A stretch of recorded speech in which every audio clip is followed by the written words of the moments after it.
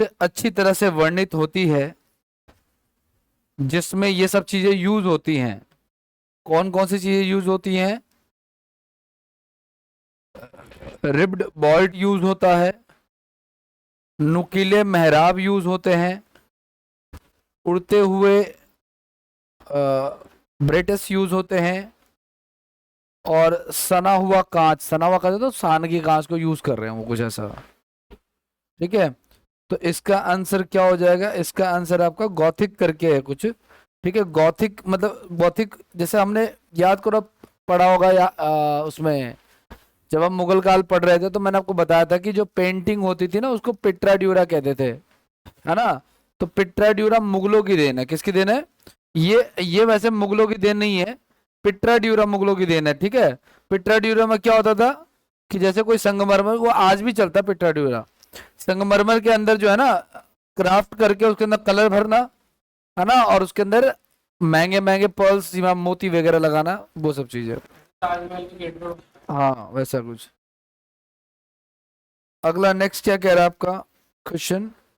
दूसरा सवाल हमारे पास ये है, गुड फ्राइडे को एक, गुड फ्राइडे पता है ना आपको? गुड फ्राइडे को एक सकारात्मक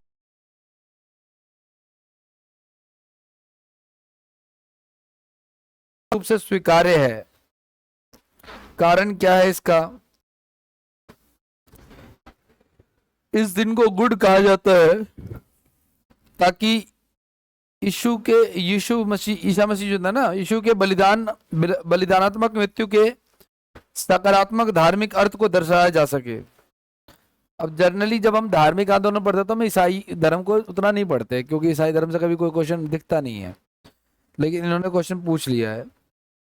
कह रहा है गुड फ्राइडे जो नाम रखा हुआ है ईसाइयों ने, ईसाई विद्वानों ने, है ना, ये परंपरा जो है ना सार्वभौमिक मतलब सबके लिए स्वीकार्य है ईसाइयों के बीच में। दूसरा, इसको गुड कहा जाता है, इसमें जो गुड फ्राइडे में जो गुड यूज किया हुआ है, ये ईसा मसीह के बलिदान मृत्यु के सकारात्मक धार्मिक अर्थ को दर्शाने के लिए किया गया है। अब कह रहा है क्या, ये हमारा स्टेटमेंट है, ये हमारा रीजन है उसका। ठीक है, तो कह रहा है स्टेटमेंट और रीजन दोनों गलत है, पहला ऑप्शन ये है हमारे पास। दूसरा कह रहा है कि आपका स्टेटमेंट और रीजन दोनों सही है, और रीजन जो है वो स्टेटमेंट की व्याख्या करता है। ये ठीक वही पैटर्न है जैसे यूपीएससी का पैटर्न होता है ना। वैसे अभी रिसेंट में एक दो दिन पहले मैंने एनालिसिस करके बोला था आपको, मैंने कहा कि अब जीके जो रंग बदलेगी ना उससे इंपैक्ट नहीं पड़ना चाहिए, यानी कि आपको 40 नंबर मैथ्स में और इंग्लिश में अपने पक्के करने, उसके बाद जीके में जो मिल जाए वाली बात है। ठीक है, तो आर और ए सही व्याख्या है।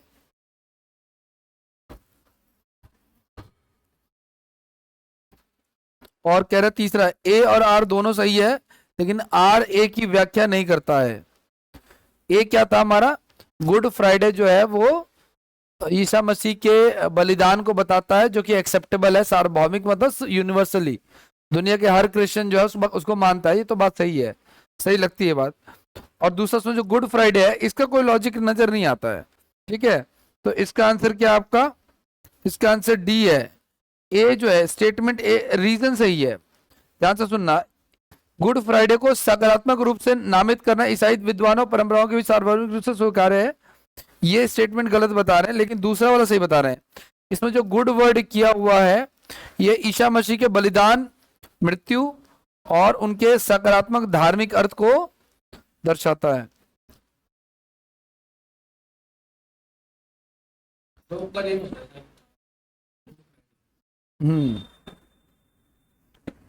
लोग कुछ तो है जो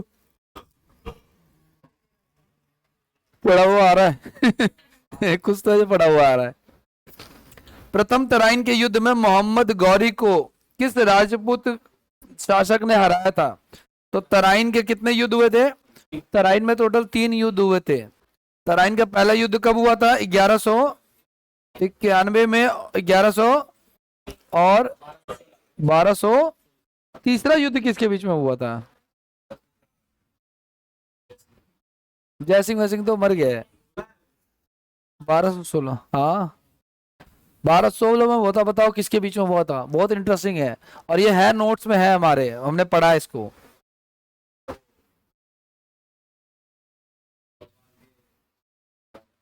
नहीं नहीं नहीं, वो चंदावर का युद्ध था दोस्त। जब मैंने आपको 3 बातें पढ़ाई थी ना लगातार, मैंने कहा था 1191, सॉरी,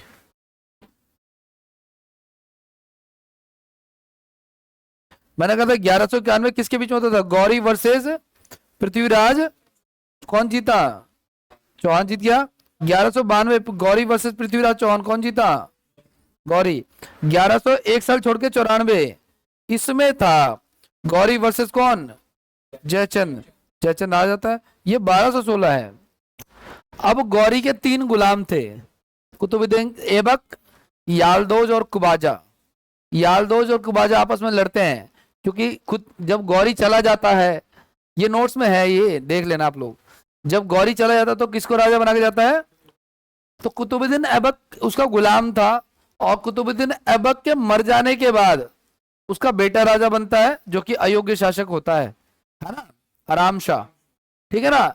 लेकिन वो जो दूसरे 2 गुलाम बैठे हुए, कह रहे भाई ये मरेगा गुलाम तभी तो हमारा नंबर आएगा, वो अपने बेटे को बनाते हैं, उस हिसाब से तो इनका नंबर कभी आएगा ही नहीं। तो इनकी फिर लड़ाई होती है तराइन के तीसरे युद्ध में। वो उतना हाईलाइटेड नहीं है, इसलिए बंदों को पता नहीं है। फिलहाल कह रहे क्या कि तराइन का जो पहला युद्ध हुआ, कब हुआ था तराइन का पहला युद्ध? 1191 तो मोहम्मद गौरी और किसके बीच में होता? पृथ्वीराज चौहान के बीच में।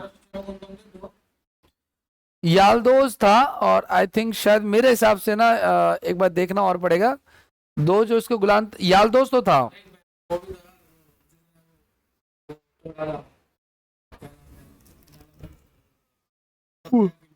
वो नहीं,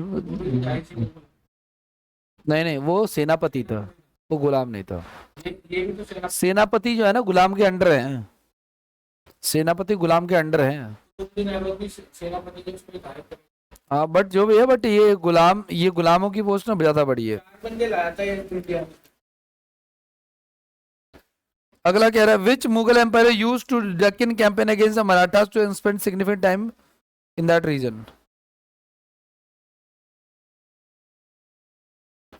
किस मुगल सम्राट ने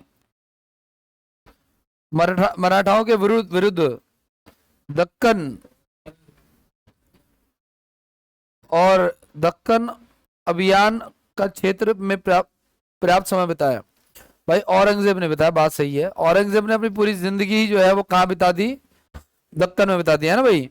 तो औरंगजेब इसका आंसर होना चाहिए। इसी ने अपने पूरे एम्पायर को देखने के लिए ये बीच में जाके बैठ गया कि वो नॉर्थ इंडिया भी देख सके। और वो जब औरंगजेब दिल्ली से दक्कन शिफ्ट हो गया, तो सारा का सारा दिल्ली जो है ना बिल्कुल सुनसान थी, राजा के साथ सारा चला गया था। औरंगजेब का जब काफिला चलता था, तो उसमें मार्केट्स होती थी, मतलब काफिले के अंदर क्या चलती थी? साथ में मार्केट चलती थी, कपड़े की मार्केट, खाने की मार्केट, इस तरीके से होता था। वो जब भी ट्रेवल करते थे नॉर्थ से साउथ, और लगभग उन दिनों में दिल्ली बिल्कुल जो है वो शांत हो चुकी थी, खाली हो चुकी थी। ठीक है। इसने एक शहर भी स्टैब्लिश किया, दैट इज औरंगाबाद। क्या इसकी कब्र भी यही है? औरंगाबाद में यही है। ठीक है ना, ये चीज है। तो और ये सारी चीजें कब हुई? ये सारी चीजें शिवाजी के जाने के बाद हुई हैं। शिवाजी के जाने तक वो नहीं गया था। शिवाजी के पास आउट होने के बाद, है ना, वो दक्कन चला जाता है। जो संभाजी मूवी है उसमें दिखाया हुआ है उसको।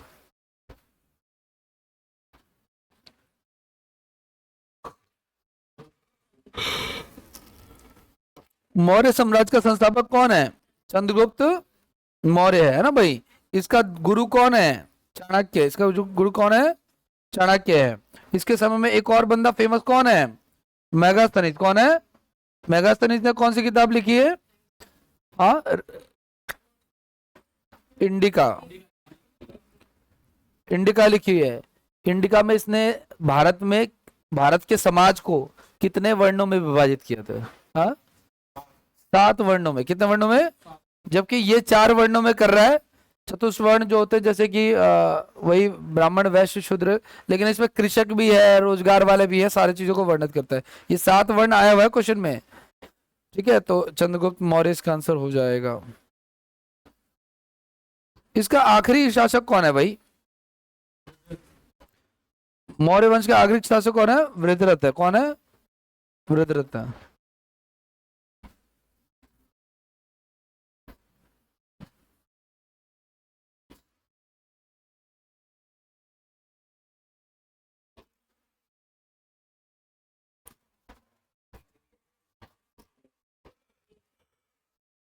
सबसे पुरानी ज्ञात सभ्यता, सबसे प्राचीन। सिंधु भाई, सिंधु। कौन सी? भाई ये भारतीय उपमहाद्वीप कह रहा है, तो भारतीय उपमहाद्वीप में भारत के आसपास के जितने देश है ना सब में, तो उसमें सिंधु भी आएगा क्योंकि उसका कुछ हिस्सा पाकिस्तान अफगानिस्तान में है।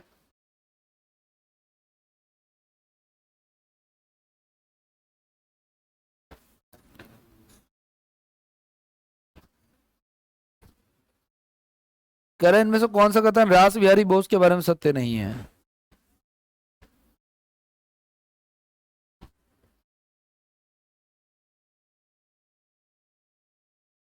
उन्होंने टोक्यो में इंडियन इंडिपेंडेंस लीग की स्थापना की।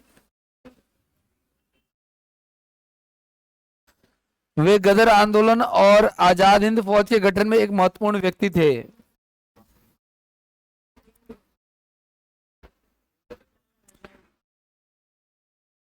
उन्होंने Order of the Rising Sun की उपाधि से सम्मानित किया गया था। ठीक है। और अगला क्या कह रहा है आपका? वे स्वतंत्र भारत के पहले भारतीय सेना प्रमुख थे। ये स्टेटमेंट तो गलत है ना? पहले फील्ड मार्शल कौन थे? पहले फील्ड मार्शल थे एम करियप्पा। ठीक है ना? इसका आंसर क्या है? डी गलत है खाली, बाकी सारी चीजें सही हैं। आजाद हिंद फौज के एस्टेब्लिशमेंट जो है ना, सुभाष चंद्र बोस ने नहीं किया है। ठीक है।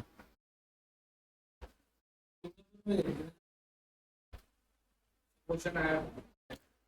अगला क्या कह रहा है देखो, कह रहा है तालीकोटा के युद्ध में विजयनगर साम्राज्य को किस सुल्तान संघ ने पराजित किया था?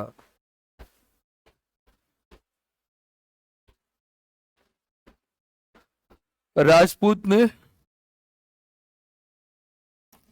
विजयनगर को किसने हराया था? मुगलों ने, बहमनी ने, या दक्कन ने?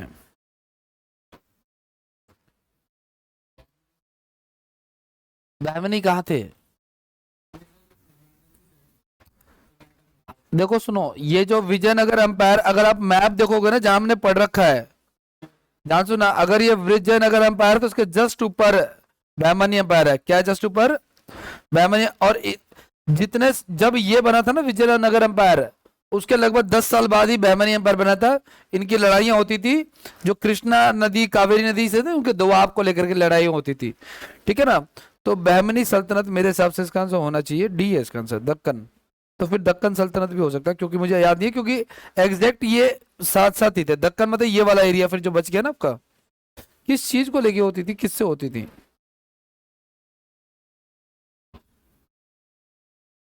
विजयनगर को किस सुल्तान ने पराजित किया था? दक्कन के सुल्तानों ने। एक सुल्तान नहीं है इसमें, है ना? इसमें बहुत सारे एम्पायर हैं, दक्कन सल्तनतें लिखा हुआ है। हम्म। अगला क्या कह रहा है आपका? चंदेल वंश द्वारा 10वीं-11वीं शताब्दी में निर्मित किस मंदिर को उसकी उत्कृष्ट मूर्तियों के लिए जाना जाता है?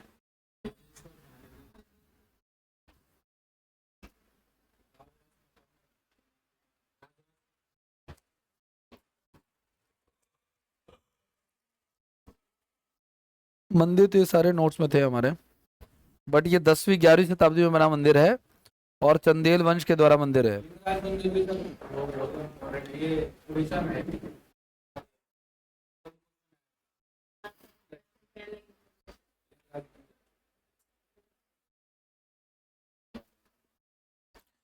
चंदेल वंश के द्वारा कौन सा मंदिर बना है? कंदरिया महादेव। वो नोट्स में आप तो चंदेल वंश पढ़ोगे तो उसमें मिल जाएगा आपको, साउथ एम्पायर में 10वीं 11वीं शताब्दी में निर्मित मंदिर है, जिसकी जो मूर्तियों के लिए फेमस है। चोल वंश से 2 बार हाँ हाँ जी, हाँ जी।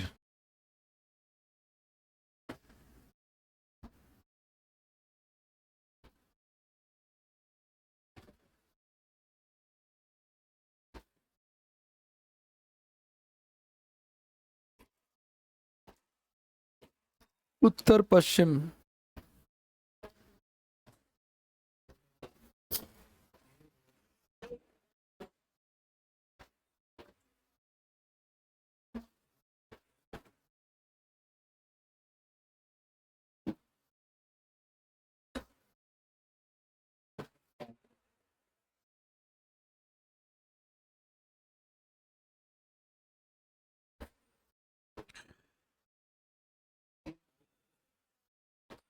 क्या होगा?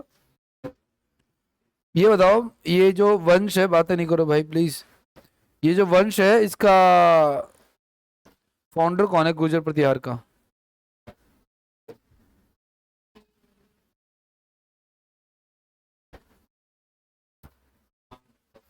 नागभट्ट है। कौन है? नागभट्ट था इसका, ठीक है ना?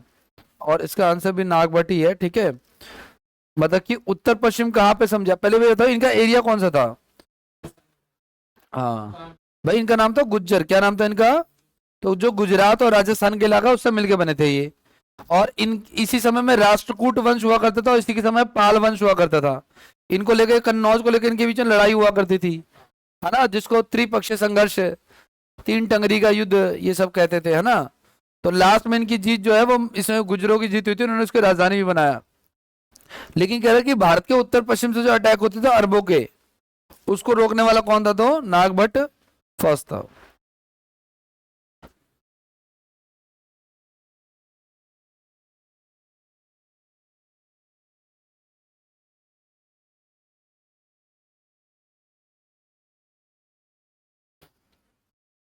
मुगलों के संदर्भ में किसको शेख जादे कहा जाता था, या हिंदुस्तानी किसे कहते थे?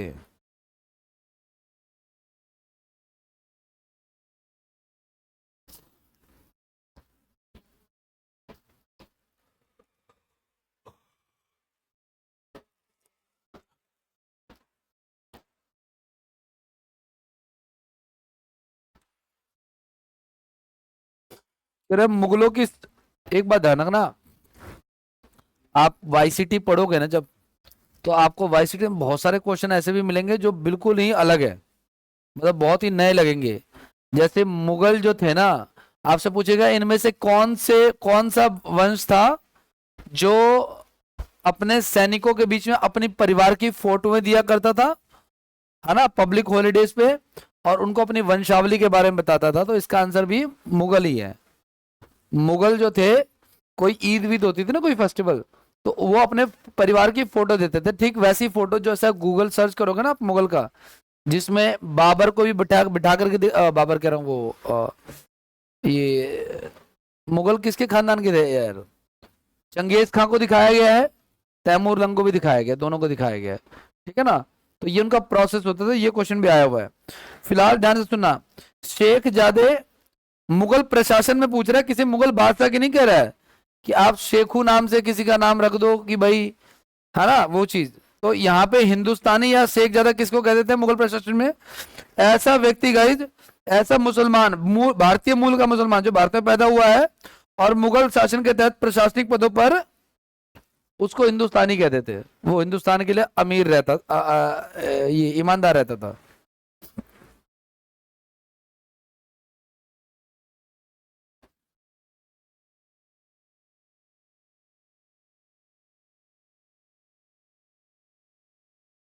कौन सी वास्तुकला सही तरीके से जुड़ी हुई है, ये कहना चाह रहा है ये। कह रहा खजुराहो का टेम्पल जो वो फ्रांसीसियों ने बनाया, ठीक है ना। कुतुब मीनार जो है वो इंडो इस्लामिक है। इंडो इस्लामिक मतलब, हाँ मतलब कि इंडो इस्लामिक वही इंडियंस और इस्लामिक से स्ट्रक्चर पे है।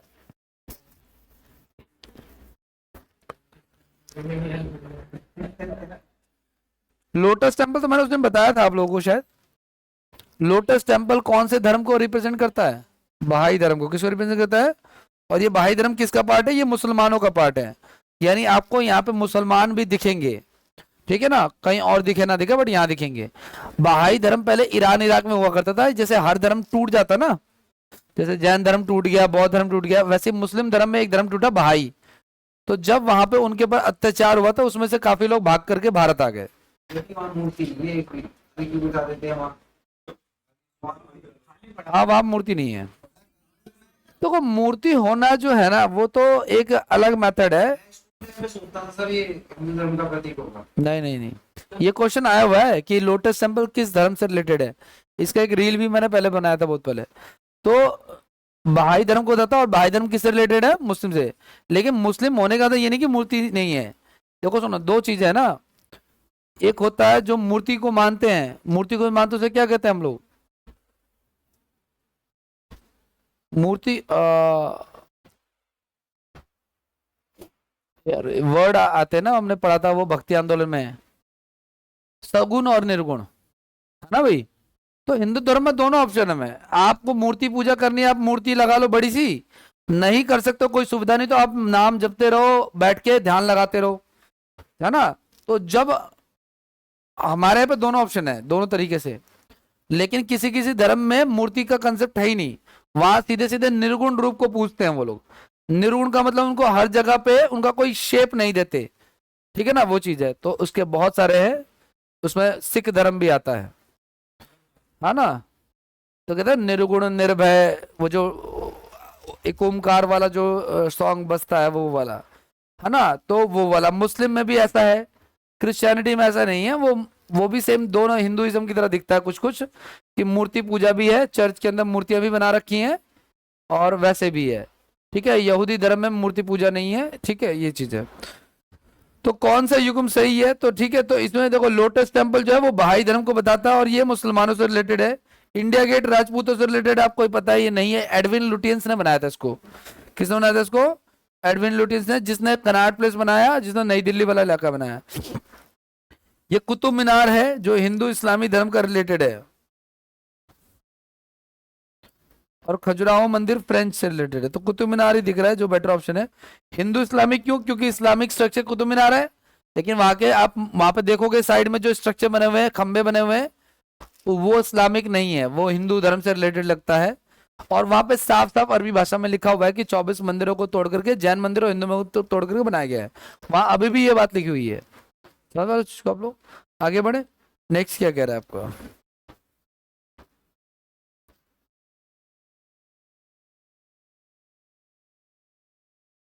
नीचे एक कॉलम दिए गए हैं, ठीक है ना, आपको बताना है कौन सा सही विवरण है। मैच कराना है, ये खतरनाक है यार ये तो।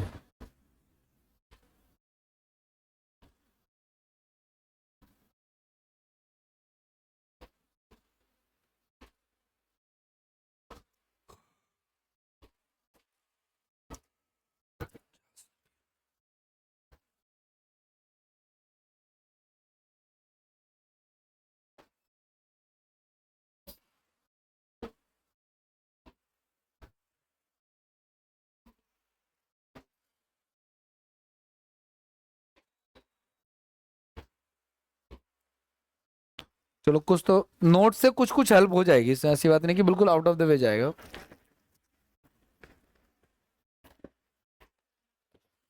अगर आप अपने नोट्स को भी सही से पढ़ लेते हो ना, तो भी काम हो सकता है।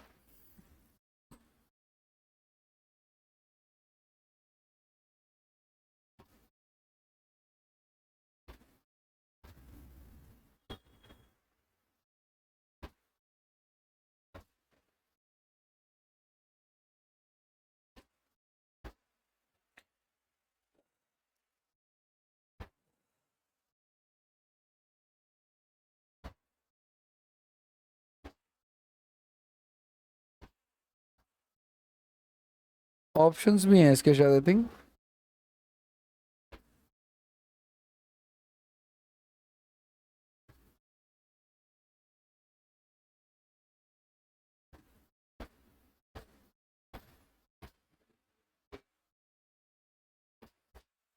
चलो एक ही से एलिमिनेट हो रहा है वैसे तो। क्या है देखो ध्यान से, ये जो चार्ल्स नेपियर है ना गाइस, ये पंजाब का गवर्नर था राजा रणजीत सिंह और बाकियों के समय में, ठीक है। तो ये क्या करता था, सिंध पे कब्जा करने के लिए। पहले एक बार इसका आंसर कंफर्म कर लो आप लोग। क्या इसका आंसर हमारा ए है, ठीक है।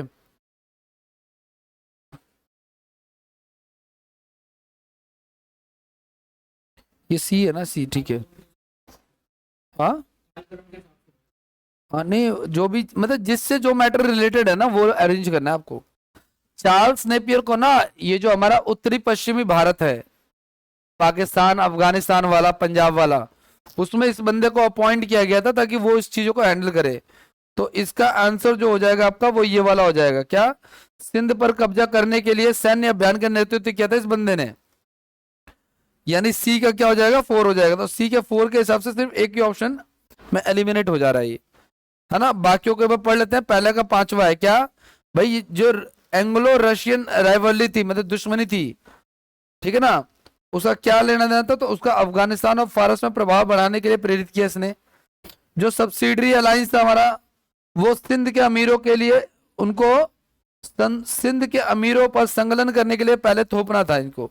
मतलब सिंध के जो अमीर होते थे, अमीर का मतलब जो बड़े बड़े अधिकारी होते थे, उनको मिलाने के लिए उन पर थोपा गया अंग्रेजों के द्वारा। चार्ल्स नेपियर क्या करता था भाई, सिंध पर कब्जा करने के लिए सैन्य अभियान चलाता था, ये उस तरफ अपॉइंटेड अपॉइंटेड था। इसके अलावा आपका ये जो सिंध की नदियां थी गाइज, इसको इनका व्यवसायिक महत्व बहुत था।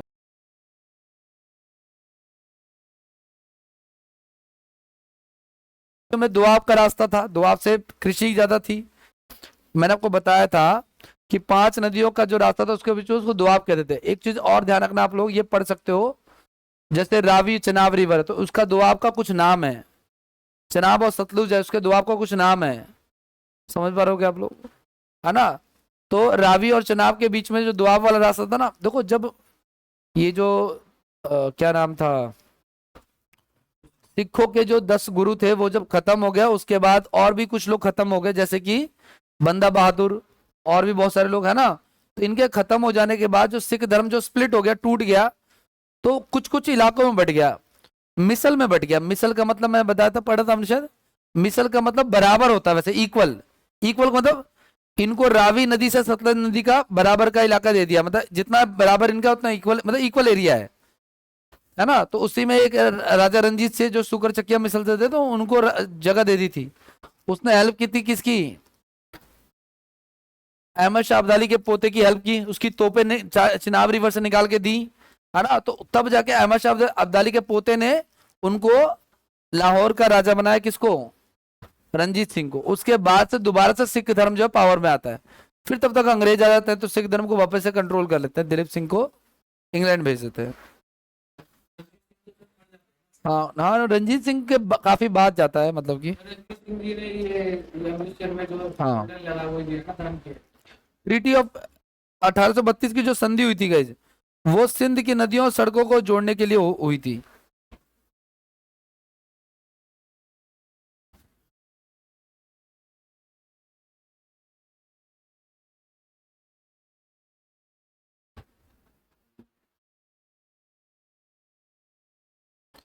ये बताओ भाई, ये हमारा स्टेटमेंट है आर है, ये हमारा ए है।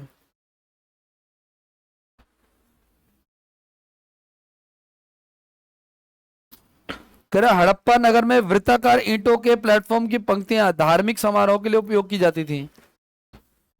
इन प्लेटफॉर्म में गेहूं और जौ के दाने पाए जाते थे।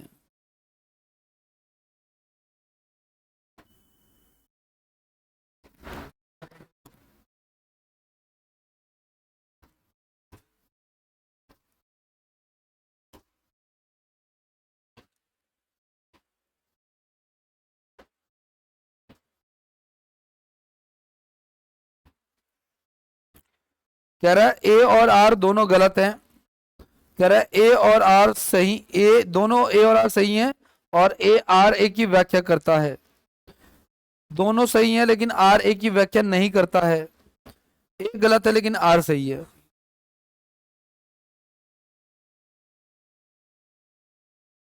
आओ देखो सुनो, इसका आंसर क्या है, डी है इसका आंसर। मतलब ए गलत है लेकिन आर सही है। जो चबूतरे बनते थे ये, है ना, उसमें क्या रखे जाते थे, ए गलत है लेकिन आर से, ए गलत है ना ये वाला, ये सही है। भाई वृत्ताकार ईंटों के जो प्लेटफॉर्म बनते थे उसमें वो क्या करते थे, धार्मिक समारोह करते थे, धार्मिक नियोजन करते थे, लेकिन इनमें गेहूं और जौ के दाने नहीं पाए गए हैं।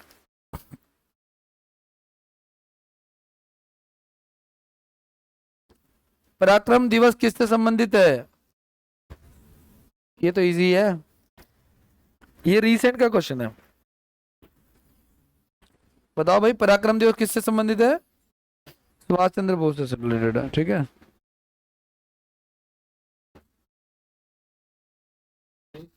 जनवरी में।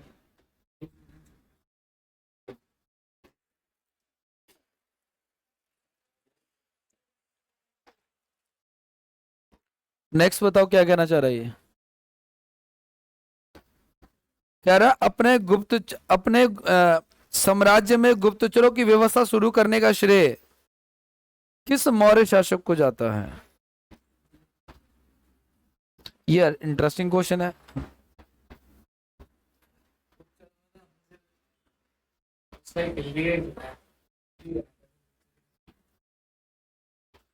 मौर्य व्यवस्था में बताना है। गुप्तचर तो हर जगह हर समय रहे। हम्म। उस राजा की व्यवस्था ज्यादा दिन नहीं चल पाएगी जहाँ पे गुप्तचर जैसी व्यवस्थाएं ना हो। ये एक नॉर्मल चीज है ये। बिल्कुल है।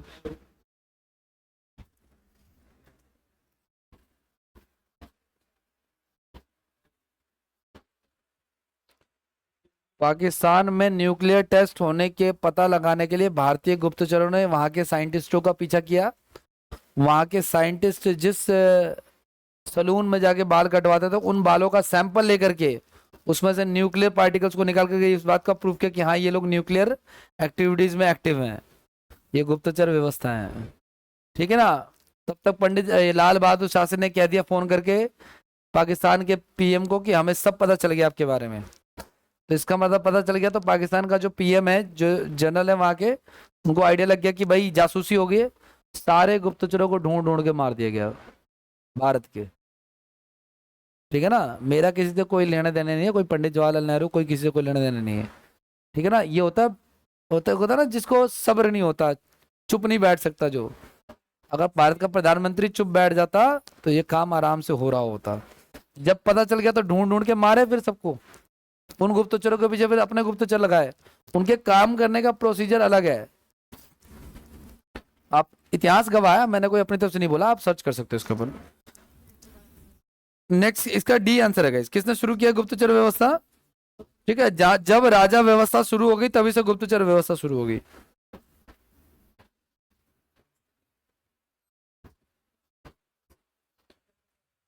विक्रमशिला विश्वविद्यालय जो कि एक बौद्ध विश्वविद्यालय उसकी स्थापना किसने की थी?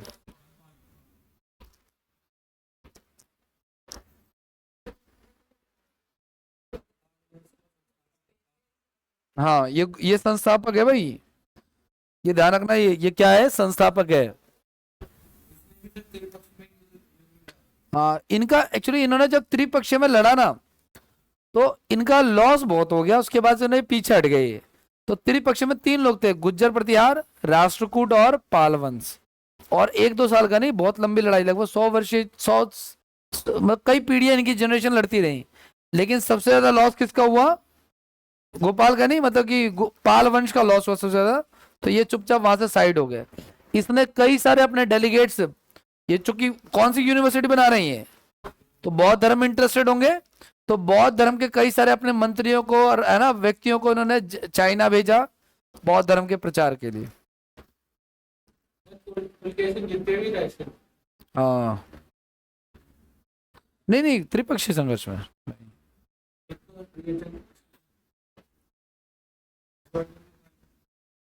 पुलकेशिन द्वितीय था हर्षवर्धन काल में। हर्षवर्धन को मारा था याद है ना। राजश्री राजश्री थी उसका एक भाई था। इसके अलावा एक वो कहानी जो पढ़ी थी याद करो हम लोगों ने रिलेट। हाँ उसकी राजश्री की बहन थी। सॉरी ये उसकी बहन थी राजश्री। उसके हस्बैंड का नाम था गृहवर्मन। उसको कन्नौज का राजा उज्जैन का राजा मार देता है। उज्जैन के रंग वो मेवाड़ का राजा मार देता है उसको है ना। और मेवाड़ के राजा का फ्रेंड कौन है? अच्छा हर्षवर्धन का बड़ा भाई कौन है? राज्यवर्धन। राज्यवर्धन मार देता मेवाड़ का राजा। तो मेवाड़ के राजा का फ्रेंड है कौन? शशांक जो कि गौड़ वंश का शासक है। ये याद रखना गौड़ वंश का शासक है वो। गौड़ वंश में ज्यादा कुछ नहीं है बट उसी का नाम बार बार आता है। उसने उसी शशांक ने उस पेड़ को कटवा दिया था जिसमें गौतम बुद्ध को ज्ञान की प्राप्ति हुई थी। ज्ञान की प्राप्ति हुई थी। उस पीपल के पेड़ को कटवा दिया था बौद्ध वृक्ष को कटवा दिया था। ठीक है। उसके बाद हर्षवर्धन जो है वो मारता है किसको? शशांक को मारता है क्योंकि बारे की सारे तो मर ही चुके हैं है ना। उसकी सिस्टर का हस्बैंड मर चुका है। उसका भाई भी मर चुका है। और ये जो ये मेवाड़ का राजा वो मेवाड़ कह रहा हूँ यार ये कौन सी जगह थी अरे? हाँ नहीं इधर एक जगह थी ना राजस्थान से इस तरफ एक जगह थी एमपी के आसपास वाला इलाका। ठीक है ना। वो तो वो पूरा नॉर्थ इंडिया जो है ना वो खाली हो जाता है। हर्षवर्धन सिर्फ एक को ही मारता है, किसको? शशांक को, बाकी सारे मरे पड़े। तो हर्षवर्धन ना फैल जाता है। ऐसा कहा जाता है कि ये जो कुंभ मेला मनाया जाता है ये हर्षवर्धन के टाइम से शुरू हुआ था। और हर्षवर्धन के समय में एक व्यक्ति था, हेनसांग आया था, है ना, जो कि हर्षवर्धन के दरबार में रहता। हर देखो सुनो, ऐसा होता है ना, जब कोई बाहर से डेलीगेट आता है ना, कोई बाहर से आता है, तो वो यहाँ के मंत्री से भी मिलेगा, जो करंट में मंत्री है, प्रधानमंत्री वगैरह। वो विपक्ष के नेता से भी मिलेगा, वो राहुल गांधी से भी मिलेगा, क्योंकि उसको पता है कि 2 दिन बाद उसकी सरकार आनी है। समझ रहे हो इस चीज को आप लोग? तो ये वो बैलेंस लेके चलता। तो हर्षवर्धन के टाइम पे जो हेनसंग आया था वो हर्षवर्धन से भी मिला था। अच्छा, हर्षवर्धन की इच्छा हुई यार मैंने नॉर्थ इंडिया तो जीत लिया, अब साउथ देखता हूं मैं। तो साउथ में जब गया तो राष्ट्रकूटो इसका पुलकेशिन सेकंड था, मुझे वंश याद नहीं आ रहा, पुलकेशिन सेकंड था, उससे लड़ाई होती है, पुलकेशिन सेकंड उसको मारता है, चालुक्य वंश का। पुलकेशिन सेकंड था, पुलकेशिन सेकंड उसको भगा देता है। उसके बाद वो कभी भी साउथ इंडिया की तरफ नहीं आता। इसलिए हुआ था ना वहाँ पे, और नदियाँ आती है हाँ, वही जमीन का एरिया था, दोआब का एरिया, जहाँ से टैक्स ज्यादा मिलता है। अगला देखो, अगला क्वेश्चन क्या करा है? कर्नाटक के नवाब की सेनाओं की निर्णायक हार के बाद उत्पन्न व्यापार भू राजनीतिक बदलाव को इनमें से कौन सबसे उपयुक्त रूप से दर्शाता है? पहला, इससे देसी सैन्य ढांचों की प्रणालीगत कमजोरियां उजागर हुई, जिससे यूरोपीय कंपनियां व्यापार से राजनीतिक प्रभुत्व की ओर बढ़ी। अगला क्या कह रहा है, एक और पॉइंट है, इसने यूरोपीय कंपनियों को निराश किया, जिससे उन्होंने आंतरिक सैन्य मामलों में रणनीतिक रूप से हटने का निर्णय लिया। और भी है क्या कुछ? और भी है, कई ऑप्शन है यहाँ पे।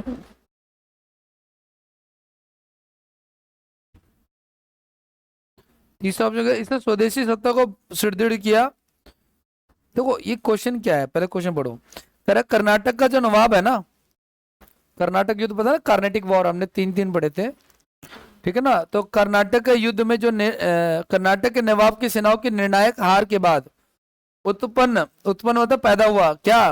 व्यापार और भू राजनीतिक बदलाव। मतलब जो ट्रेड बदला और जो भू राजनीति बदली, मतलब जमीन की जो पॉलिटी बदली, वहां का शासन बदला, इसमें से कौन सा सबसे ज्यादा उपयुक्त दर्शाता है? तो ध्यान से सुनना आप लोग। इससे देसी सैन्य ढांचों की, जब कर्नाटक के राजा हार गया, कर्नाटक का नवाब हार गया, कर्नाटक में राजा नहीं होता था, क्या होता था? नवाब होता था। ठीक है, तो कर्नाटक का जब नवाब हार गया ना, तो इससे पता चला कि हमारा जो देसीय सैन्य व्यवस्था है उसमें काफी सारी क्या है, कमजोरियां हैं। काफी सारी क्या है, कमजोरियां हैं। और इसमें यूरोपीय कंपनियां व्यापार से राजनीतिक प्रभुत्व की ओर बढ़ी। ठीक है, फर्स्ट स्टेटमेंट है इसका जो ट्रू है। ठीक है, नेक्स्ट देखो आप लोग, अगला क्या कह रहा है, फिर से वही कथन निष्कर्ष वाला क्वेश्चन है। कथन क्या कह रहा है वो देखो आप लोग, क्या लिखा है एक बार बताना।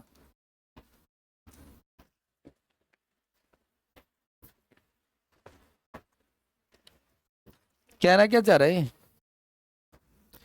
कह रहा है एरोक्सिम की बलि पूजन विधियों में जहर थान की केंद्रीय भूमिका होती है। इसमें तो कोई एक वर्ड हो जो आप जानते हो, बलि पूजन विधियां, चलो ये तो समझ में आता है, एरोक्सिम और जहर थान। ठीक है, ये-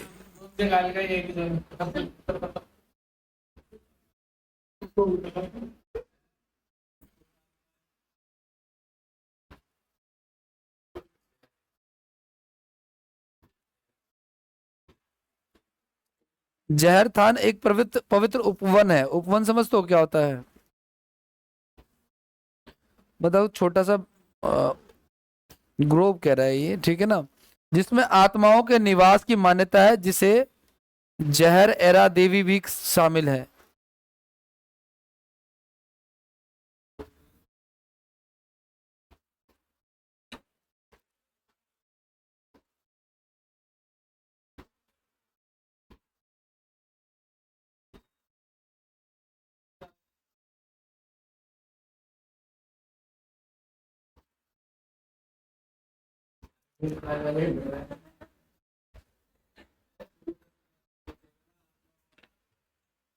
गाइस ये ना क्रिश्चियनिटी धर्म में ना टोना टोटका से रिलेटेड है।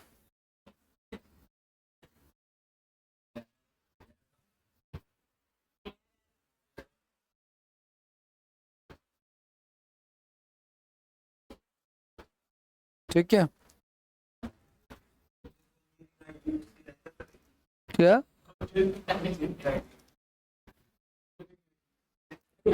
बी स्टेटमेंट ट्रू है, देख लो एक बार।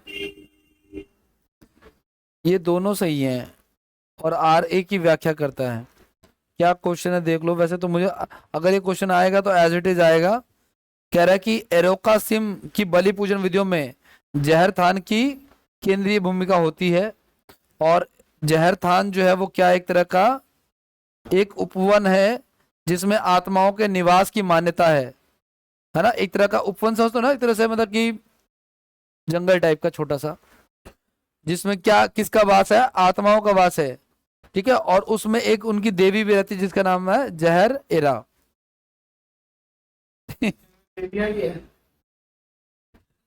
करेक्ट।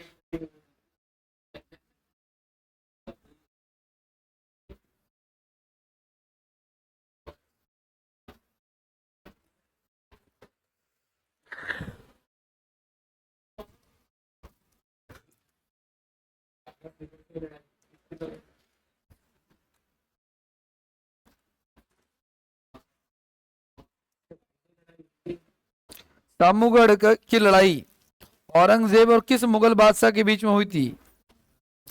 तो भाई औरंगजेब और जहांगीर का क्या लेना देना, फिर है क्या लेना देना? मु- मुराद तो उसके साथ ही था वैसे तो, है ना। मुराद यहाँ बैठा हुआ था कहाँ, गुजरात में, ये साउथ में। इधर कौन बैठा हुआ था, सूजा। और ऊपर कौन बैठा हुआ था, दारा शिको। ठीक है, तो किसके साथ इसका मेन कलेश किसके साथ था, दारा शिको के साथ था। हाँ भाई टिम्बकटू। इसके दादा इसके इसके ये क्वेश्चन वाईसीटी में है कि दारा शिको के गुरु का क्या नाम है। टिम्बकटू नाम नाम कोई ना बड़ा खाने पीने जैसा नाम है। हरियाणा में वो जो बनवाया था ना, वही वही वही उसके गुरु का वो है, मजार है।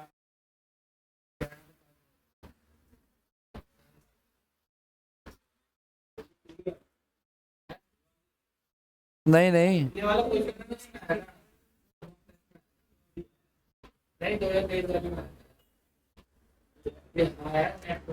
मोदी आ गया छोड़ देगा। मोदी गिल्ली हो रहा है, दो गिल्ली हो रहा है मोदी।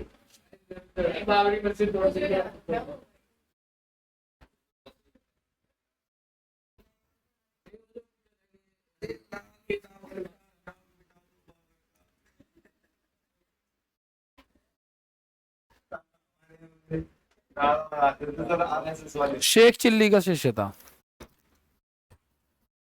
मैंने कहा कुछ खाने की चीज है। कोई आया हुआ सवाल है वाईसीटी में कि दारा शिको के गुरु का क्या नाम था, तो शेख चिल्ली। और इसके लिए उसने मकबरा भी बनाया था, वो ये पानीपत सोनीपत के आसपास कहीं पे ना कोई मकबरा भी बना रखा है।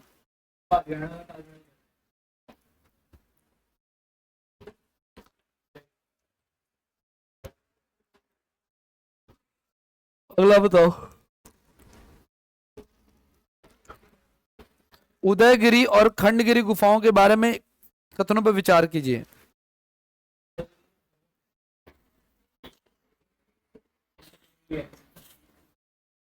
क्या ये गुफाएं भुवनेश्वर के पास है और जैन साधुओं के लिए बनाई गई हैं?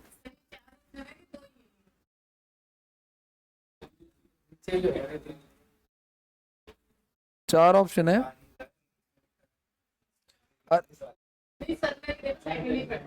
एक्चुअली ना ये इसका इंग्लिश ट्रांसलेशन है।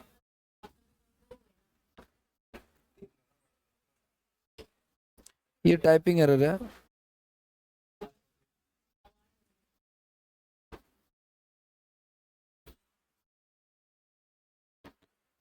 ये गुफाएं भुवनेश्वर के पास है और जैन साधुओं के लिए बनाई गई हैं। All caves are shaped like flowers. सभी गुफाएं फूलों के आकार की हैं और अलग अलग शिलाखंडों से तराशी गई हैं। अगला, प्रत्येक गुफा में विभिन्न बौद्ध देवताओं को समर्पित कई मंदिर हैं। ठीक है, कौन सा कथन सही है इसमें से? क्या हो जाएगा इसका? उदयगिरी और खंडगिरी गुफाओं में बताओ। तो ये गुफाएं किसके पास हैं? भुवनेश्वर। उदयगिरी, और उदयगिरी हिल्स भी है वहां पे, और जैन साधुओं के लिए बनाई गई हैं, ठीक है ना। बौद्ध धर्म से इसका लेना देना नहीं है।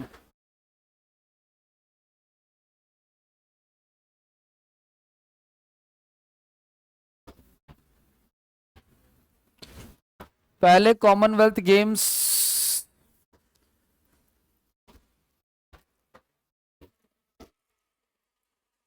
ये तो नॉर्मल क्वेश्चन है बट इग्नोर्ड है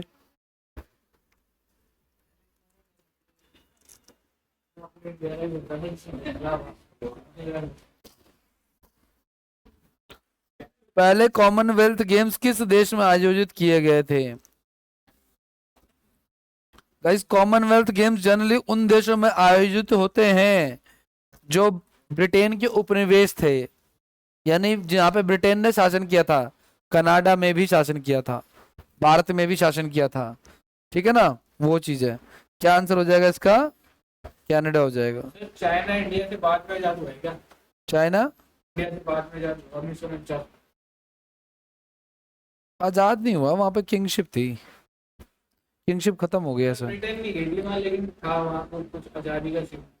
आजादी का सीन था वहां पे, राजा शासन था, उससे फ्री हो गए, राजतंत्र था। एक क्वेश्चन ये आया था कि सबसे नया संविधान किसका है? तो नेपाल का। नेपाल से भी एक और बना है 2019 में बना तो फिर देखना पड़ेगा। हाँ जी, अगला क्वेश्चन। किस चोल शासक को कृषि के लिए सिंचाई प्रणालियों का निर्माण का श्रेय दिया जाता है?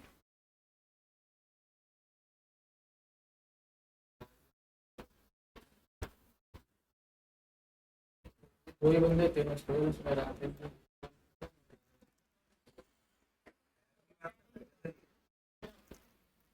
क्या सिंचाई प्रणाली? हाँ, नहरों की।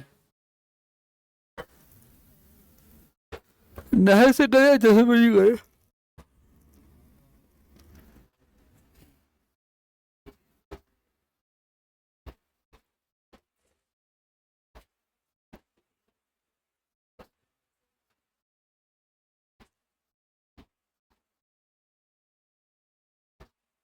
राजेंद्र चोल।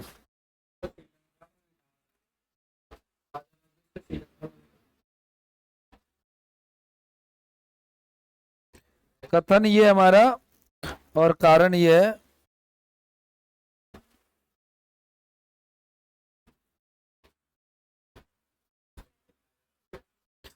पेरिस की संधि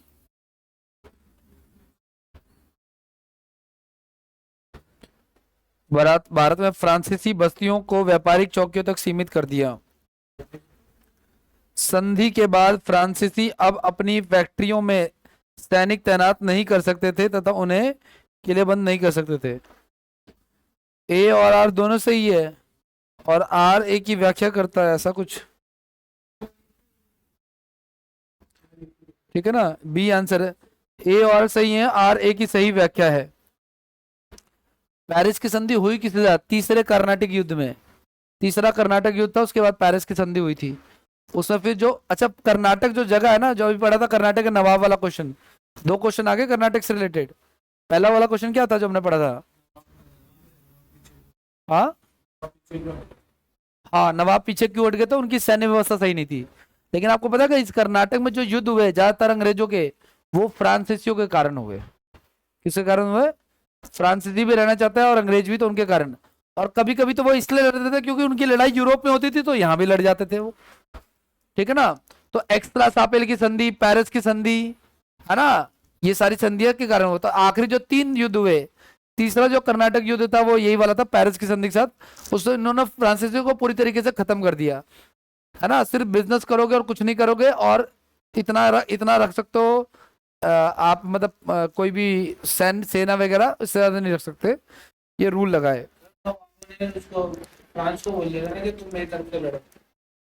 हाँ, कुछ ऐसा हो गया था कि कुछ, एक्चुअली कर्नाटक का जो युद्ध है ना, इसमें इसमें जो है ना, जैसे होता नहीं कि चाचा ताऊ के, तो कुछ अंग्रेजों के साथ मिल रहे थे और कुछ मिल रहे थे फ्रांसीसियों के साथ, ठीक है ना, बट इसमें फ्रांसीसी हार गए।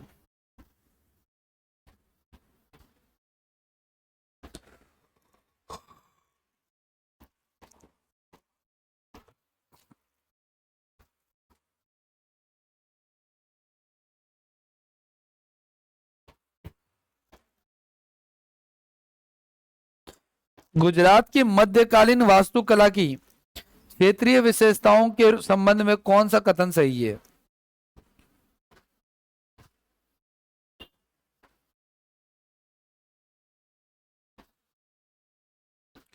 गुजरात में वास्तु रूपों में अक्सर स्थानीय मंदिर परंपराओं के तत्व शामिल होते थे। गुजरात में मस्जिदों और मकबरों जैसी संरचनाओं में तोरण और घंटा आकृतियों जैसे अलंकरण नक्काशियां देखी जाती हैं।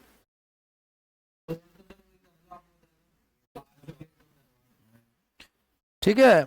और तीसरा, गुजरात की वास्तुकला शैली ने स्वदेशी परंपराओं के किसी भी सजावटी प्रभाव से पूरी तरह परहेज किया। अब डी आंसर इसका, केवल एक और दो सही है। क्वेश्चन फिर से पढ़ो, करेक्ट कौन सा सही है? तो कह रहा है गुजरात में वास्तु रूपों में अक्सर स्थानीय मंदिर परंपराओं के तत्व शामिल होते थे, मतलब जो वहां के लोकल मंदिर है उसमें वहां की परंपराएं दिखती थी, ये सही है। ठीक है। तीसरा क्या, क्या दूसरा क्या है आपका, गुजरात के मस्जिद और मकबरों जैसी संरचनाओं में भी घंटी जैसा प्रोसेस है ना, मतलब प्रोसेस नहीं है, घंटा जैसे आकृतियां बनी हुई है, घंटी जैसी आकृतियां बनी हुई है ना। और क्या कह रहा है आपका, तोरण जैसी तोरण तोरण द्वार जैसी कुछ सुविधाएं बनी हुई हैं। दो स्टेटमेंट ट्रू है, तो तीसरा वाला गलत है।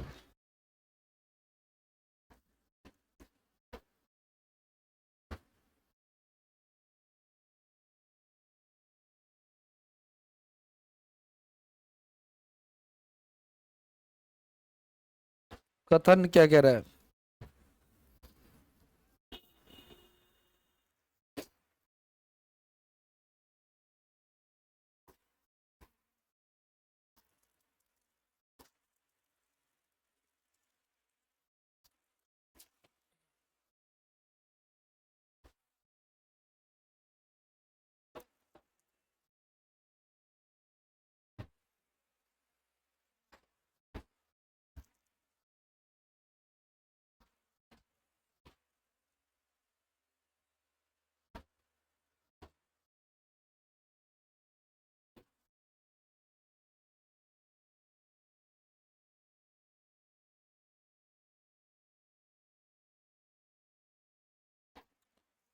पहला कथन है, 18वीं सदी में ब्रिटिश पूंजी संचय को औद्योगिक विकास में पुनः निवेशित किया गया।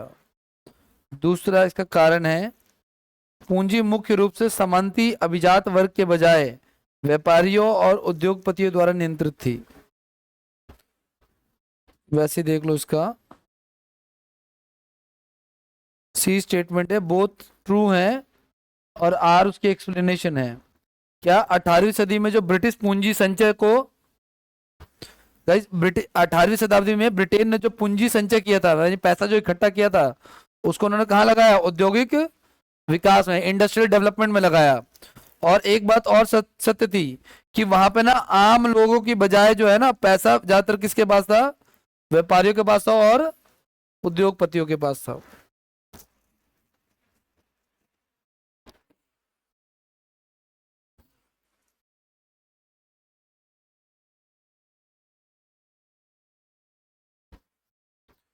क्या कह रहा है आपका?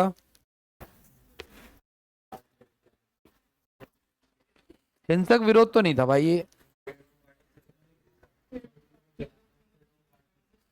कंपनियों के खिलाफ मुकदमे दर्ज करना ये तो नहीं, जंगलों को काटना।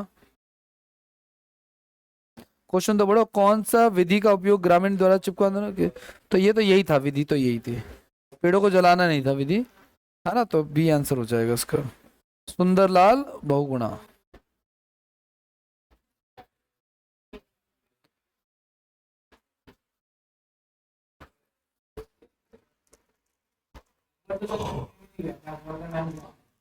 उस समय और राजा था कौन?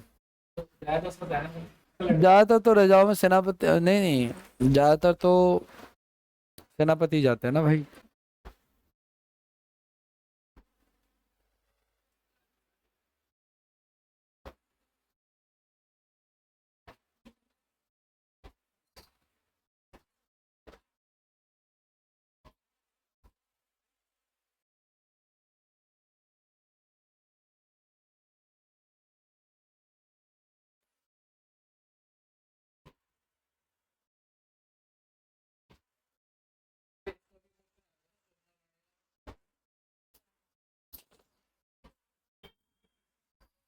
किसका क्वेश्चन आया था, किसमें? टेस्ट में? कल वाले में, परसों वाले में?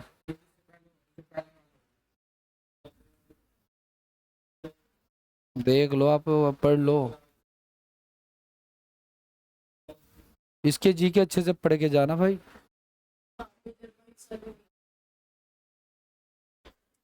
कह रहा है गांधीवादी के रूप में, गांधीवादी मतलब गांधीवादी विचारधारा कह रहा है।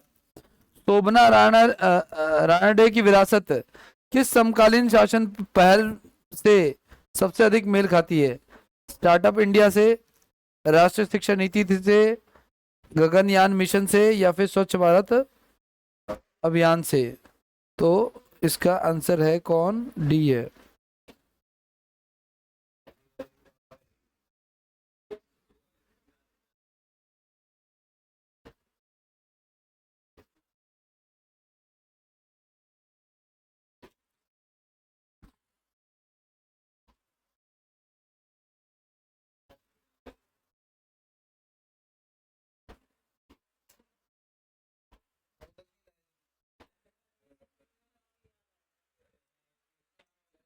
तुम बनाते हो क्या? नाश्ता चला गया सुबह सुबह का? चलो आ जाओ भाई, कोई बात नहीं।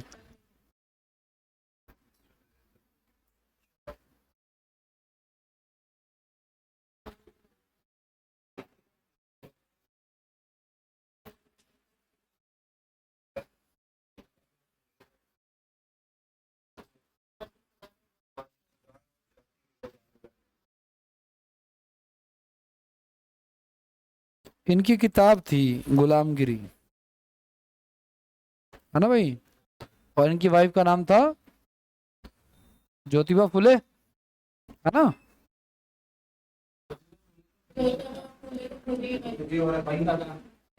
अच्छा, ज्योतिबा फुले ही कह रहे हैं ना, सॉरी, हाँ ठीक ठीक। अरे इनके हस्बैंड का क्या नाम था?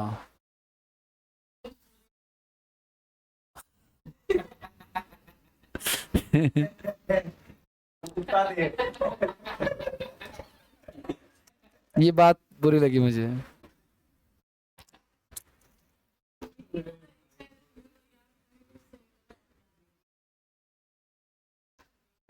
ए ज्योतिबा फुले वो थी, आदमी है ज्योतिबा फुले। तुम कह रहे हो औरत है यार। मैं इसी की तो वाइफ का नाम पूछ रहा, आदमी है बंदा। आप लोग कह रहे खुद ही औरत है ये। सावित्री फुले इनकी वाइफ का नाम है। हाँ।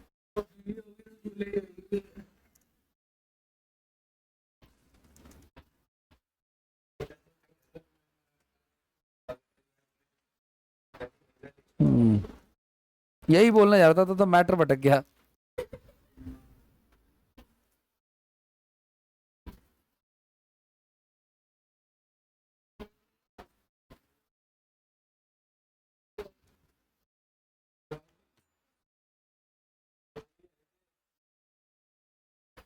1674 में किस मराठा शासक ने मराठा साम्राज्य की स्थापना की और खुद को छत्रपति घोषित किया?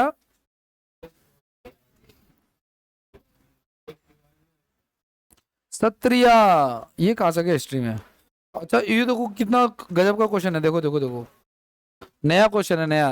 क्षत्रिय डांस नहीं पूछा, कह रहा क्षत्रिय जो नाट्य शास्त्रीय संगीत है ना, किस संत के द्वारा प्रस्तुत किया गया था?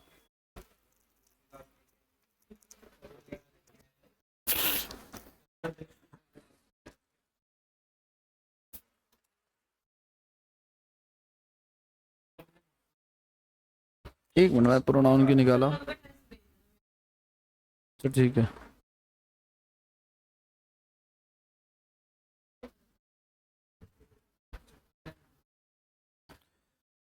क्या आंसर इसका? चैतन्य महाप्रभु कृष्ण भक्ति से रिलेटेड है।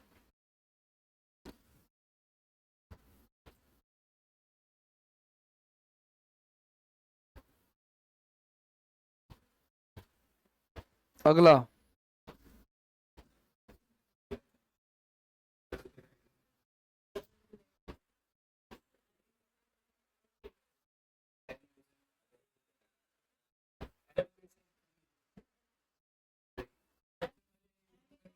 फिर उसके बाद भारतीय राष्ट्रीय कांग्रेस।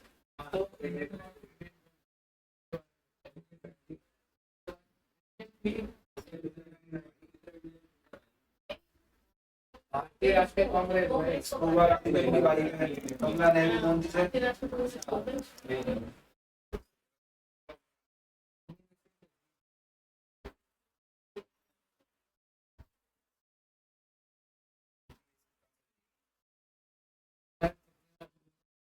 तो आई थी वो जब मैं स्टार्टिंग में पढ़ा था सबने यही बोला था, यही आंसर है भाई, बिल्कुल सही बात है। पहली महिला एनिमेशन, पहली भारतीय महिला, ठीक है ना।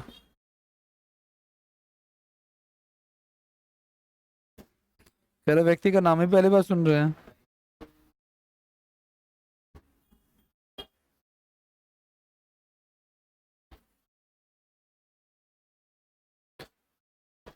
अमूल के संस्थापक हैं, पहला, लोकसभा ने गुजरात में त्रिभुवन सहकारी विश्वविद्यालय स्थापित करने का विधेयक पास किया है, ठीक है। उन्हें सामाजिक सेवा के लिए पद्म विभूषण सम्मानित किया गया है, और उन्हें सामुदायिक नेतृत्व के लिए रैमन मैग्सेसे पुरस्कार दिया गया है। बताओ, इतना फेमस बंदा है, हमें कुछ पता ही नहीं है। कह रहा है कि कौन सा कथन सही नहीं है, ये वाला सही नहीं है, बाकी सब सही है।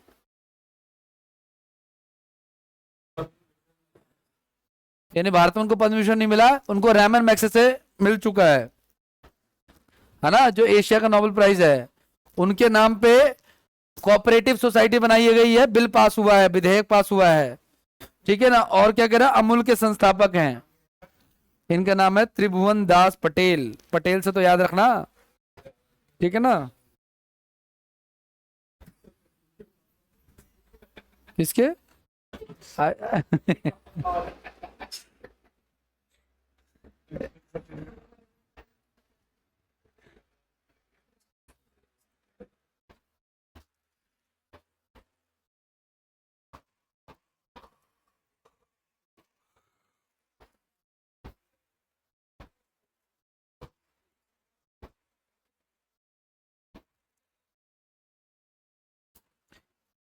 ये ना पीडीएफ शेयर कर दूंगा, इसको अलग से रखना, पढ़ते रहना बार बार बार बार, ठीक है ना।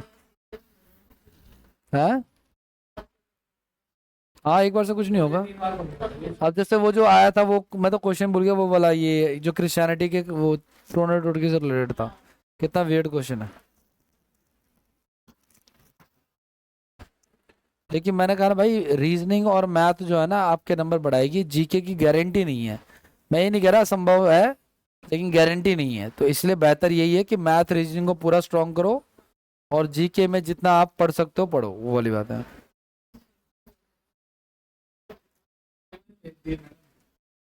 हम्म,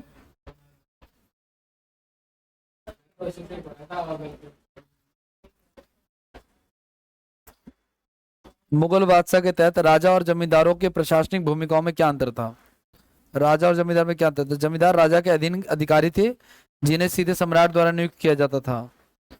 राजा और जमींदार समान भूमिका निभाते थे, केवल धार्मिक संबद्धता में अंतर था।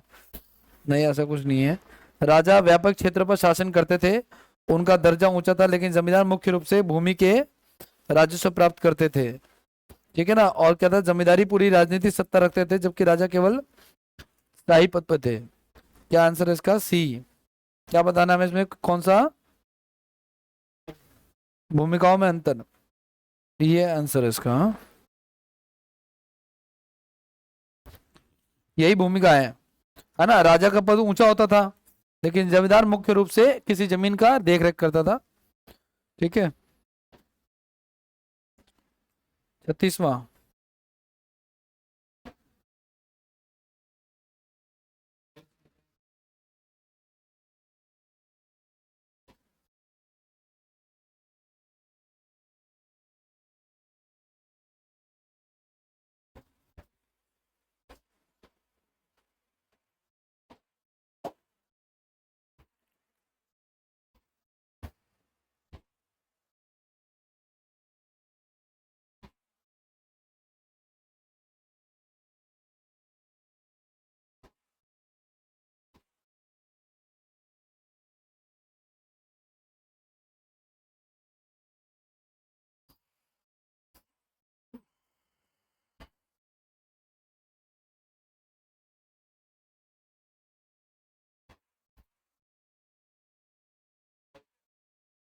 क्या कह रहा, साइमन कमीशन का भारतीय राजनीतिक दलों द्वारा बहिष्कार मुख्य रूप से इसके पूर्ण रूप से भारतीय सदस्यों के कारण था।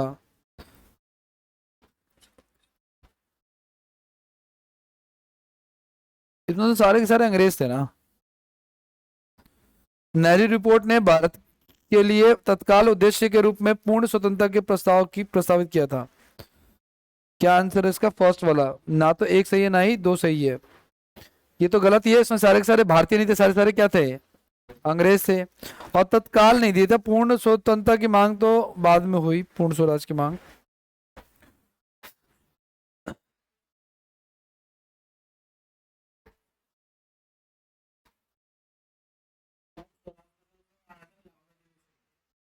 हम्म।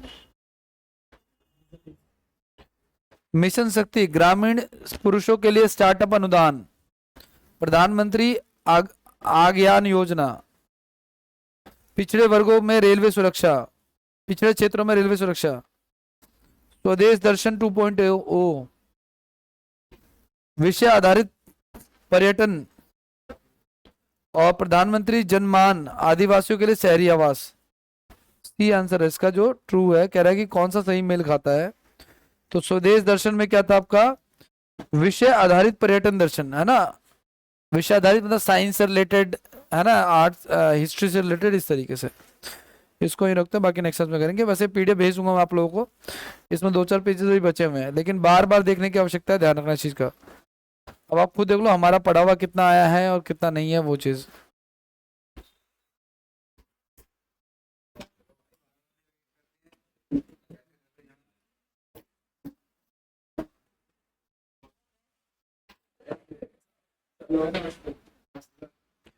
नमस्कार।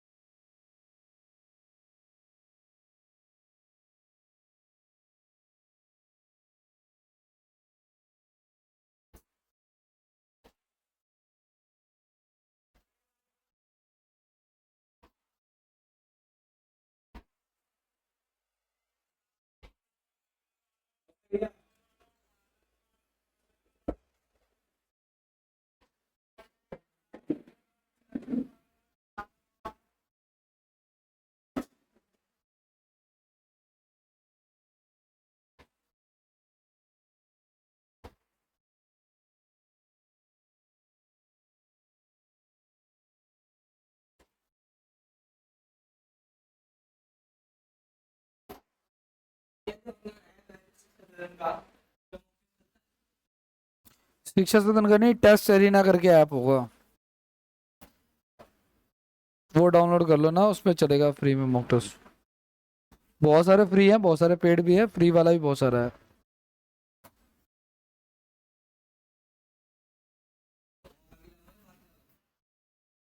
अभी नहीं।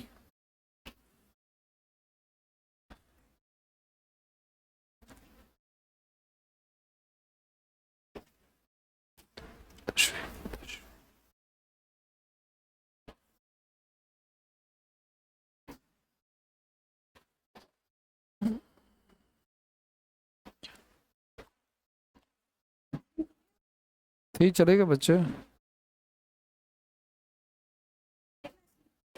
आपकी भी है।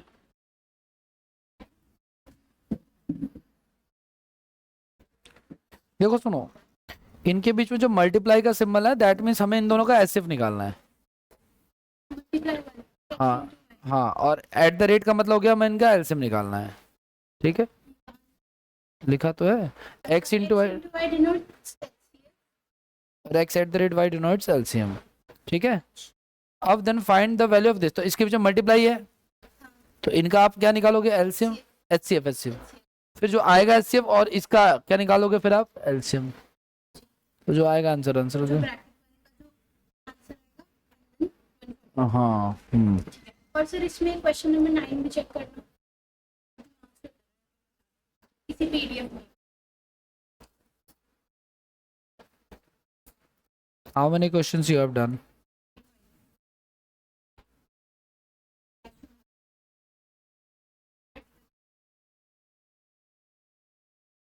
ये वाला, ये तो हमने किया है।